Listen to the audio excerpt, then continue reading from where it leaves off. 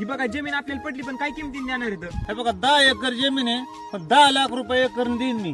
अहो 10 लाख रुपये लय होते तर मी तुम्हाला 9 लाख रुपये देतो आणि खरेदीच टायमाला रोख पैसे देतो, चालन का सांगा? नाही 9 लाखांनी नाही होणार, काहीतरी वाढावं लागेल. अहो 9 लाखाच्या वर वाढायला नका लावू, 9 लाख मध्ये फिक्स करून टाका आणि ही तर ऍडव्हान्स.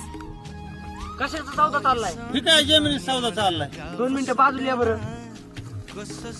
कितीनी चाललाय सौदा? मी 10 लाखांनी म्हणतोय, तू 9 लाख म्हणतोय. तुम्ही 10 लाख म्हणतात ना, मी 10,10,000 रुपये देतो, पण जमीन मलाच द्या. चालतंय, ठीक आहे. आमचा सौदा झालाय, तुम्हाला नाही द्यायची मला जमीन. त्यांनी घेतली का? बरं चालतंय.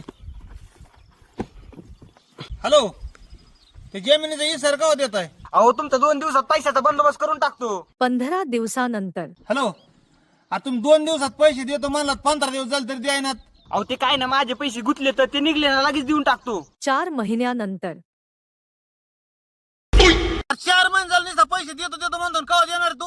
अहो तुम्ही कशाला टेन्शन घेता? तुमचे पैसे ना एक खड्ड्या देऊन टाकतो. ते काय ना, माझे पैसे गुतले तर म्हणून थांबलोय. अरे कवा बी फोन लावला की पैसे गुतलेत म्हणतात, कुठं गुतलेत नेमकं पैसे? अहो काय सांगावं तुम्हाला, शेअर मार्केट मध्ये माझे 10 कोटी रुपये गुतले तर ते निघले ना, पहिल्यांदा तुमची खरेदी करून टाकतो. काय ते शेअर मार्केटच्या नादाला लागलाय, त्याच्या नादाने मी बेकारी झालोय. शेअर मार्केटवर माझी जमीन घेतो. आज शेअर मार्केट मध्ये मी किती भिकारी बघितले.